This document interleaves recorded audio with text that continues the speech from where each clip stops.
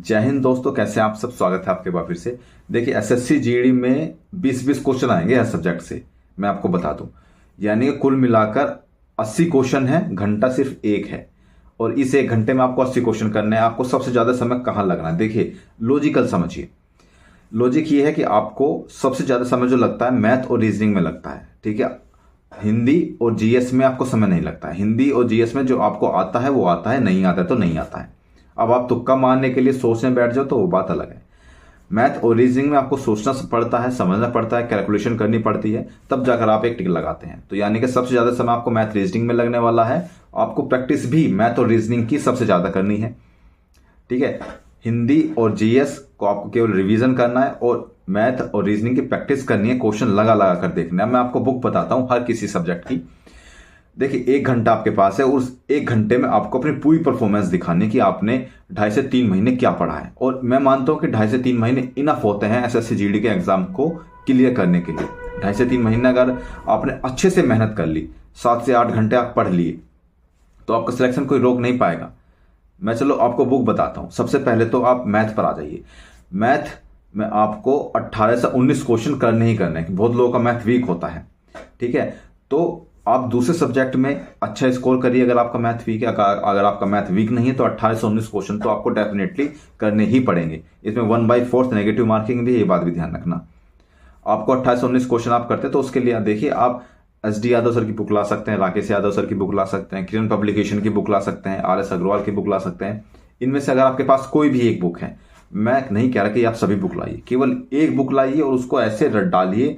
बार बार जब हथौड़े से एक ही जगह चोट मारोगे तो वो जगह टूट जाएगी डेफिनेटली, ठीक है। तो एक ही बुक लाइए, बार बार उसको रिवाइज करिए। अलग अलग बुक लाकर पढ़ने की कोई जरूरत नहीं है, इससे आपका माइंड डाइवर्ट होगा और कुछ नहीं, ठीक है। बुक बता दी। अब बात करते हैं हिंदी पे। तो हिंदी के लिए मेरे हिसाब से आप लूसेंट की लाइए, सबसे अच्छी बुक है, ठीक है। आप हर एग्जाम के लूसेंट की बुक पढ़ सकते हैं हिंदी के लिए। बात आते हैं रीजनिंग पे। रीजनिंग में सबसे ज्यादा जो जरूरी होता है वो लास्ट ईयर क्वेश्चन पेपर्स उठाइए, सारी रीजनिंग उससे लगा डालिए।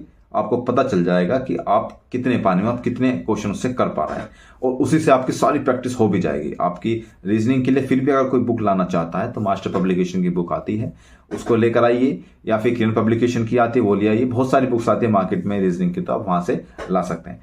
देखिए अब बात करते हैं जीएस के लिए। मैं बताऊंगा उससे पहले मैं आप सब लोगों को बता दूं कि आपको इस एग्जाम को क्लियर करने के लिए शॉर्ट पेपर्स और एक स्टडी गाइड की जरूरत पड़ेगी। दोस्तों आज हम बात करेंगे चक्षु प्रकाशन के एसएससी जीडी के बुक की, जो एक स्टडी गाइड है।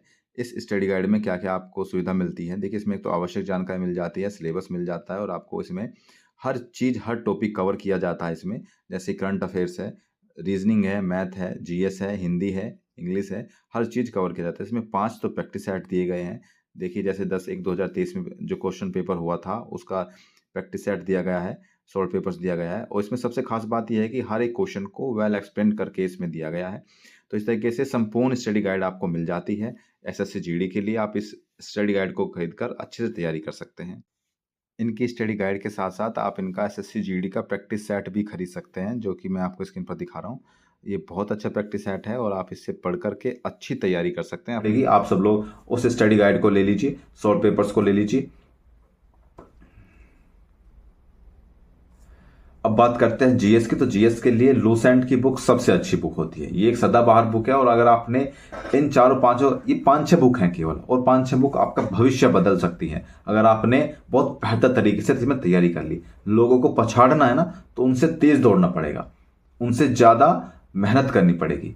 अब आपके पास बहुत ज्यादा समय तो नहीं है, लेकिन जितना भी समय है आप इसको बेहतर तरीके से यूटिलाइज कीजिए, बहुत अच्छे तरीके से पढ़िए, और फिर देखिए आपका सिलेक्शन क्यों नहीं होता है। मैं मान के चलता हूं अगर मैथ पढ़ते हैं, अगर आप मैथ में 28 से 19 क्वेश्चन लेकर आते हैं, हिंदी में आपको 19 क्वेश्चन तो सही करने ही करने हैं, 28 से 19 क्वेश्चन, ठीक है। क्योंकि हिंदी इसकी बहुत ज्यादा हार्ड नहीं आती है, बहुत अच्छी हिंदी आती है, इजी हिंदी आती है। 17 से 18 क्वेश्चन आप इसमें कर लीजिए।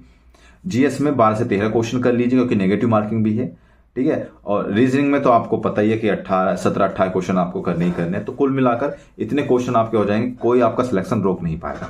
लेकिन ये तभी हो पाएगा जब आप लोग 7 से 8 घंटे डेली पढ़ेंगे। अगर आपको अपना भविष्य बदलना है, एक नौकरी लेनी है, एक वर्दी लेनी है, तो आपको इतना तो करना पड़ेगा, दूसरे लोगों से आगे बढ़ना पड़ेगा, ठीक है दोस्त। और जब तक आप दूसरे लोगों से आगे बढ़कर मेहनत नहीं करेंगे, जितनी मेहनत अभी आप कर रहे हैं उतनी सभी लोग कर रहे हैं, तो आपका सिलेक्शन कैसे होगा? आप उनसे डिफरेंट कैसे होंगे? आप उनसे डिफरेंट होंगे एक अपनी स्ट्रेटजी बना करके। स्ट्रेटजी बनाइए, जैसे मैंने बताया सॉल्व पेपर सबसे पहले लगाइए, पता चलेगा आपको आप कितने पानी में, आपको कितनी मेहनत और करनी है। स्ट्रेटजी बनाकर पढ़िए, उनसे ज़्यादा पढ़िए, उनसे ज़्यादा मेहनत करिए, फिर देखिए सिलेक्शन कैसे नहीं होता है। तो मिलता है अगली वीडियो में। ऐसी बहुत सारी वीडियोज आती रहेंगी आपके SSC GD के लिए। मिलते हैं अगली वीडियो में, तब तक के लिए जय हिंद।